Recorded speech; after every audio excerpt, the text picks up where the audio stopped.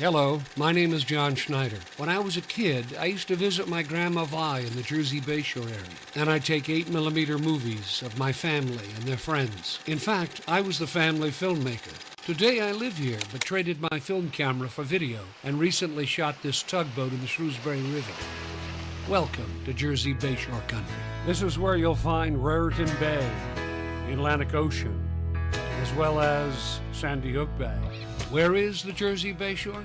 Let's get oriented by starting with the big picture. It's somewhere in here, part of the universe, and definitely part of our world. But it's like no place I've ever experienced. And as soon as we land, I'll show you around.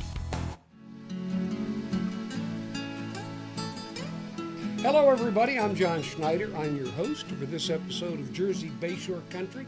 And this is, I say this about all the episodes, but I mean it this time. This is going to be an exciting interview. I'm interviewing Rick Gefkin, who is a historian and an author and a friend, and he has written a new book. And here it is right here. It's Lost Amusement Parks of the North Jersey Shore. It is filled with pictures for people who don't read, like me.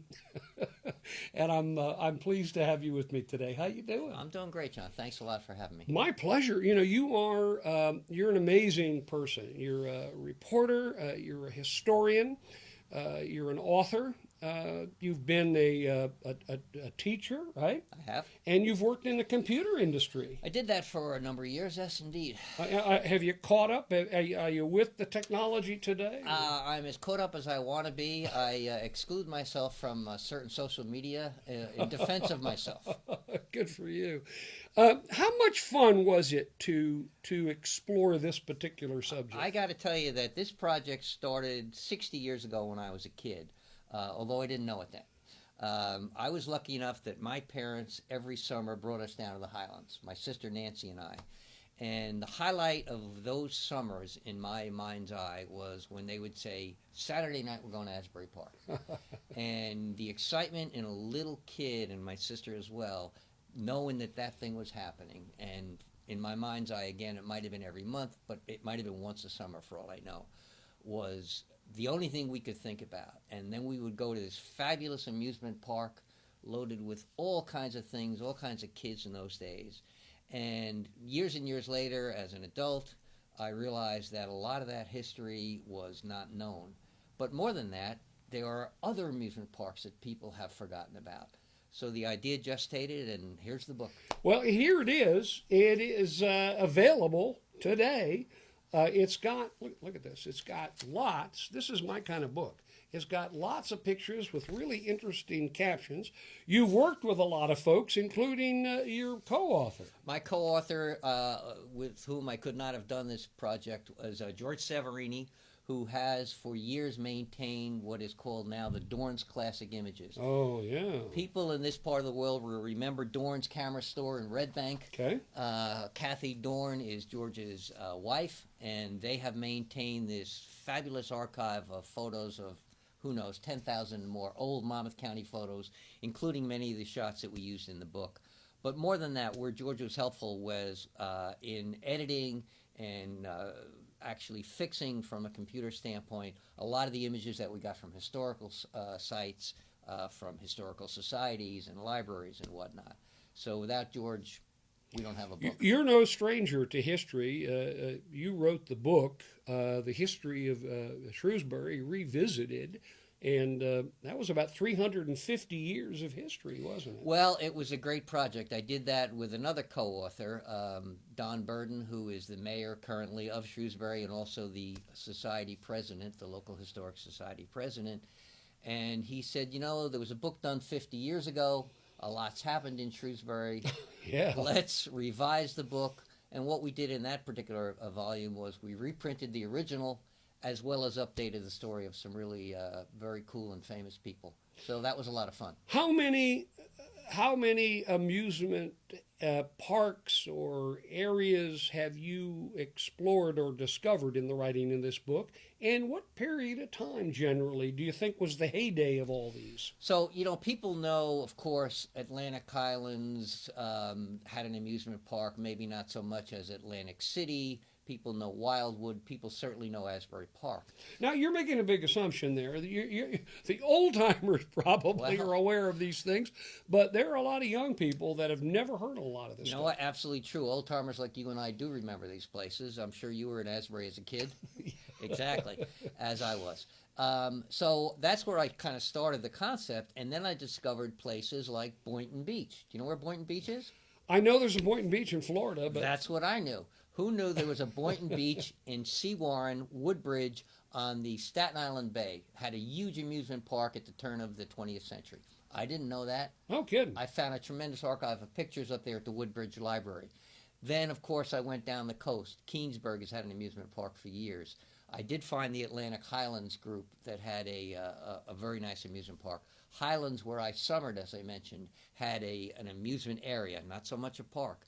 But across the river from Highlands was the fabulous Highland Beach. Oh, I know. And Chris Brunner, we've had him on the show, and we showed his film about Highland Beach.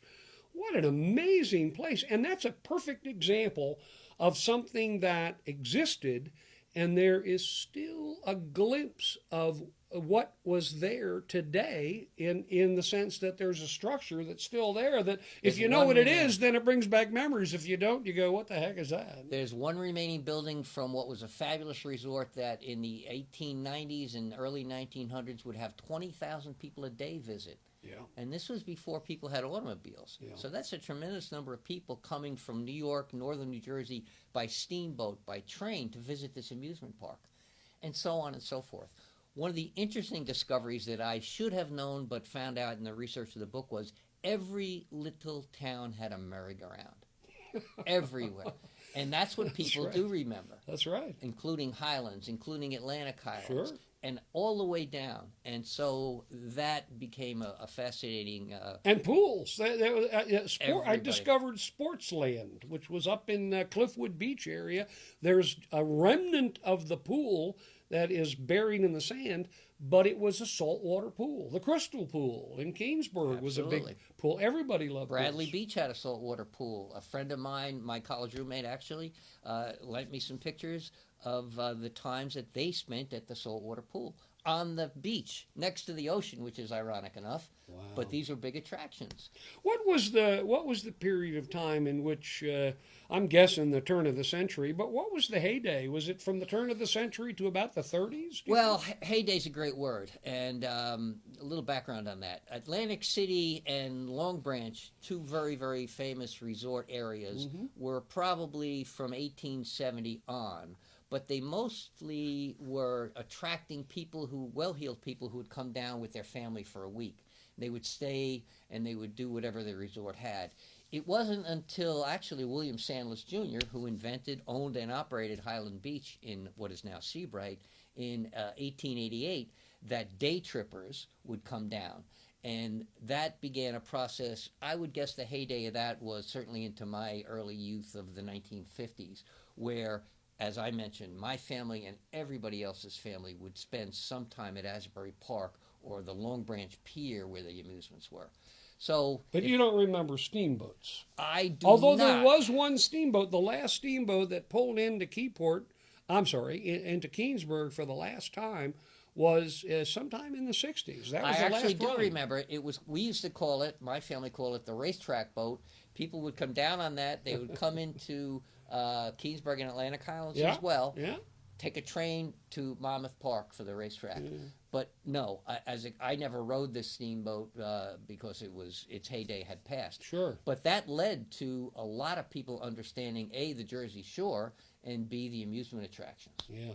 So let's skip all of the amusement parks now and go right to their demise. What do you think led to the demise of all these amusement parks? Was it Disney World or what happened? Partly. But in a funny way, Disney on TV had a lot to do with it. So you'll recall, of course, as an older citizen like me, I am an older citizen. Yes, thank you. That with the advent of television, and those of us of a certain age will remember the Mickey Mouse Club. Oh, suddenly amusement where you had to go out of your home is not as attractive when you have everyday amusement being beamed into your home. And let's not forget air conditioning.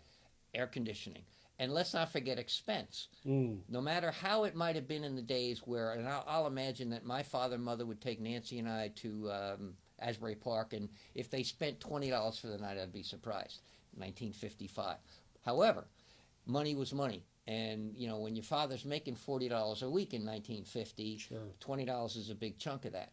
So what happened was, TV. People had a very good source of entertainment in home. As you mentioned, they could sit in their couch when air conditioning came in. That contributed.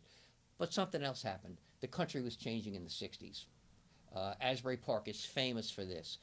Riots that were happening, discord in certain communities. Yeah. When areas were perceived, whether or not they were true is another question, where they were perceived as being dangerous, people started not to go.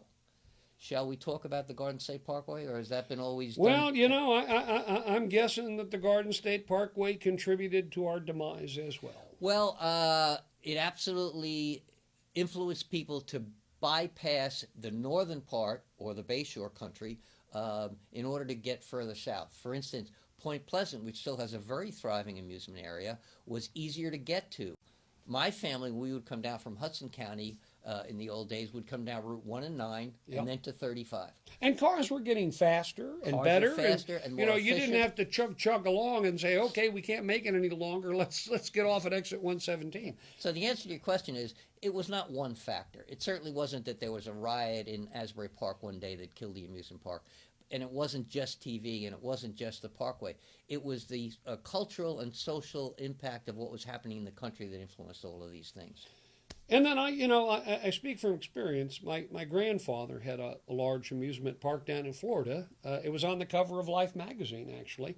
But we became a litigious society. Absolutely. And the cost of an amusement park for insurance purposes just drove costs up, and up. And that's why, you know, to go into Disney World today, it's like $100. It's nuts. You discover things as a historian, as you research things like this. What were some of the discoveries that you personally got excited about as you researched this book? You know, it was interesting to watch the continuity of certain business people and their businesses. Everybody in this part of the world, and maybe out of North Jersey even, will remember a place like Max's Hot Dogs in Long Branch, which is still existing. To watch... That's the first place I had a hot dog with sauerkraut. There you go. When did it close? Actually, it's still in existence under that name, okay. but not at the original location. Yeah. And it went through several different iterations from part of the boardwalk scene. Now it's moved up the strip a little bit on Route 36. But to watch families earn their money and their living, and obviously help the public as well with food businesses or entertainment businesses, that was a thought that I had never had as a kid. I just didn't know how amusement park vendors showed up. I just assumed they were there all the time. Yeah. They weren't always. Sometimes they were part-timers. Sometimes they did... and very seasonal, too, because, you might have some kind of souvenir stand, and sometimes today I wonder, what do these people do in the wintertime? Do they have another business? I grew up in North Bergen, Hudson County. One of my best friends told me for years that his father had a French fry stand in Keensburg every summer. And that was beyond conception, that a person that I knew would have a business. Right. I didn't grow up that way. And that he could make money selling French fries with vinegar, which few people remember. Sure. But and those things happen a lot, either seasonally or for families like the Gell houses in Keensburg. And the Gell houses were really the kind of the motivating force between to bring Keensburg into its heyday. They did. William Gell House was the founder of the Keensburg Pier. He had steamboats that he bought and leased and used to bring people to his park. He teamed up with William Sandless from Highland Beach. So these men, and they were almost always men, were people who influenced not only the amusement park scene, but the actual commercial livelihood of these towns. And especially the Gell houses had a little side business, which really was a very important part of their business, was real estate. Absolutely. And trying to sell homes. So once they got you over here to go on the rides and look around and see what a great place it was, they wanted to sell you a house or some property. I could make the case from personal experience, John, that the amusement parks helped contribute to the growth of Monmouth County as a residential community. My family moved in 1963 from North Bergen to Middletown specifically because my parents knew a lot about the summer communities down here. And then, as you know, in the 60s, people were leaving the cities to come down. Now, the amusement park had some influence in that. Where your kids enjoy themselves and where you can find good school systems, you're going to move there. Yeah. So I wouldn't say that the amusement parks in and of themselves caused that migration, but they certainly helped. So we're back to what did you discover? What were some pleasant surprises that you thought, oh, I didn't know that? Well, aside from the fact that every town had a merry-go-round, which I never understood. I didn't know Well, that. because it was an easy ride. You know, a lot of us will remember, or fewer of us will remember than always, that you would get on the merry-go-round. If you got the brass ring out of this dispenser, you got a free ride. That was an attraction. And a merry-go-round was relatively inexpensive to operate. So that was the heart of a lot of amusement areas. But what would happen then is you needed a roller coaster. Of course. You needed bumper cars. Yeah. You needed food stands. So these little businesses kind of grew up around these communities. It's important to realize that with a few exceptions, the amusement parks, which I discovered, were not only owned by one person or one family. There were a lot of entrepreneurs that were contributing to that area. For instance, Asbury Park. You had any number of people, food, entertainment, movies, etc., that were part of that amusement boardwalk scene. Yeah. So it contributed to the livelihood of lots of people. You had it. Highlands is a good example. Highlands now is a ghost town compared to what it used to be in terms of the downtown Bay Avenue. Downtown Bay Avenue at one end had a merry-go-round.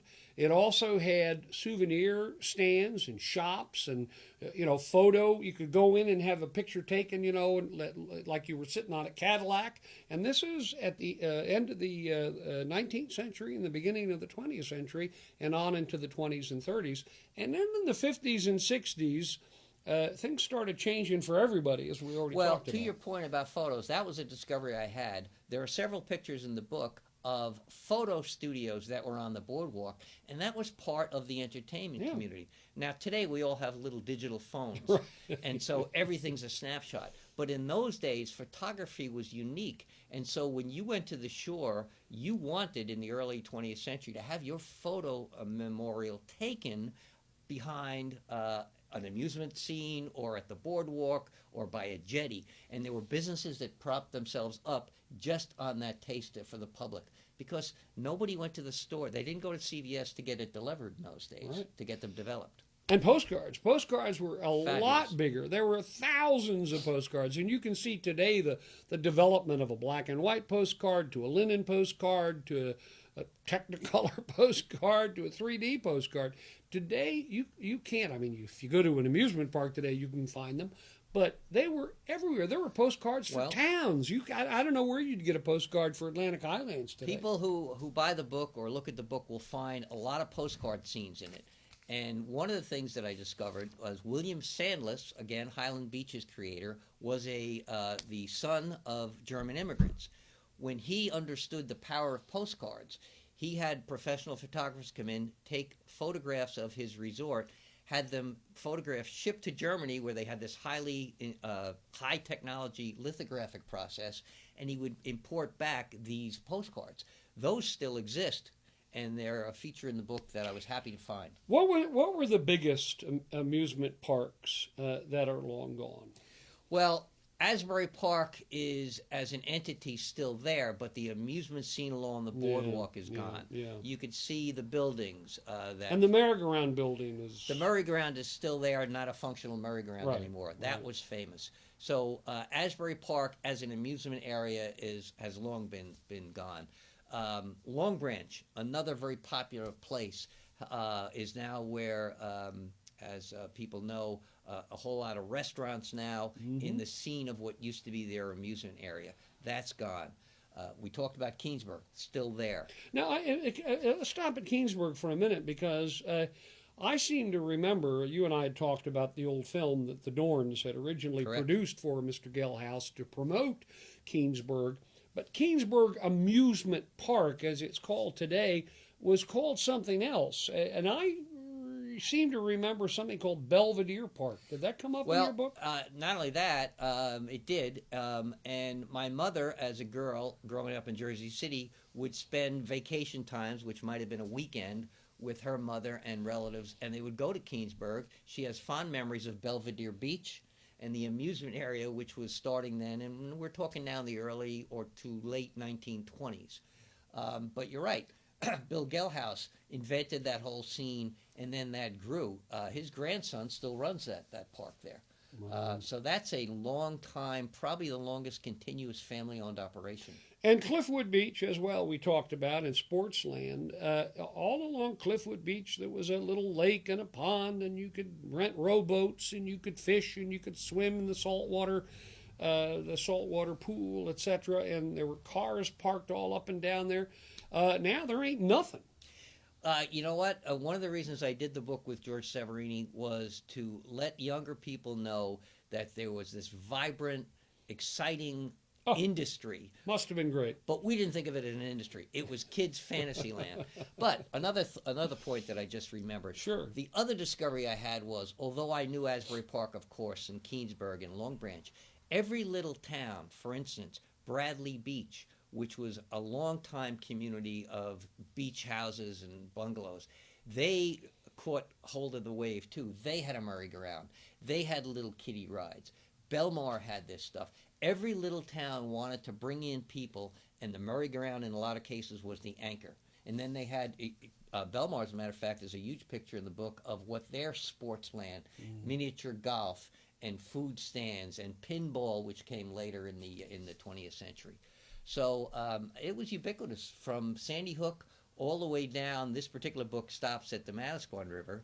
Hopefully we'll do the southern part of the shore later. But every little town had some amusement of some kind. What George and I tried to do was to use images that were not necessarily widely distributed up till date. You can't get away from the Asbury Park merry-go-round, so we have to use some of that, of course. But we tried to find unique views that, although maybe not ever seen, were at least rarely seen. I guarantee you, when you look through this book, you're going to see stuff that you have never seen before, and it's going to amaze you. You really, how do people get a hold of this book? That's just hot off the press. It has that new book smell. Well, actually, it was published Monday, which was March 27th, so it is brand new, and John's got one of the first copies. That's right, and it's autographed. And I autographed it as a thank you to John. You can get it two ways. Everybody knows about Amazon.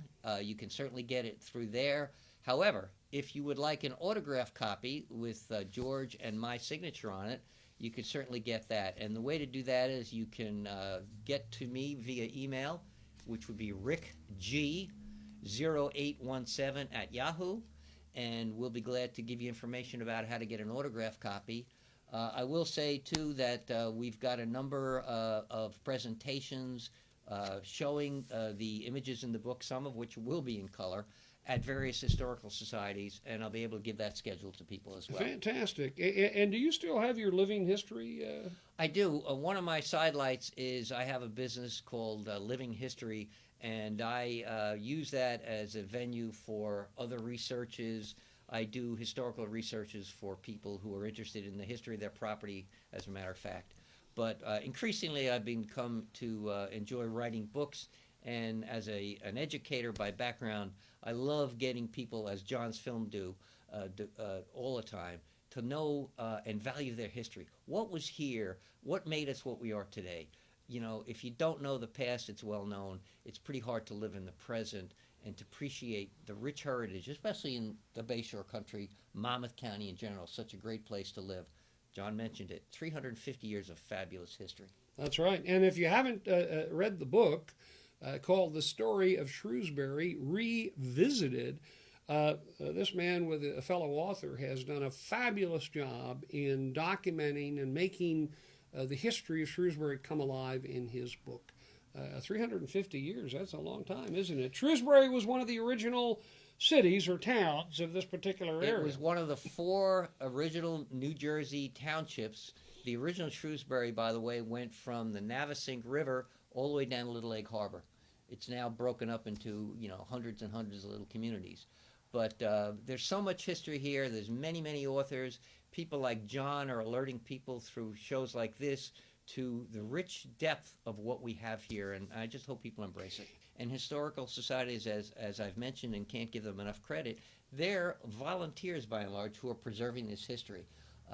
And they're more than willing to allow authors or anybody interested to visit their facilities, look through what they have, and you'll find people who can tell you things about the Jersey Shore you never imagined. And you know, it's interesting. There are lots of wonderful places all over the world, and let's not focus on Europe because that really goes back.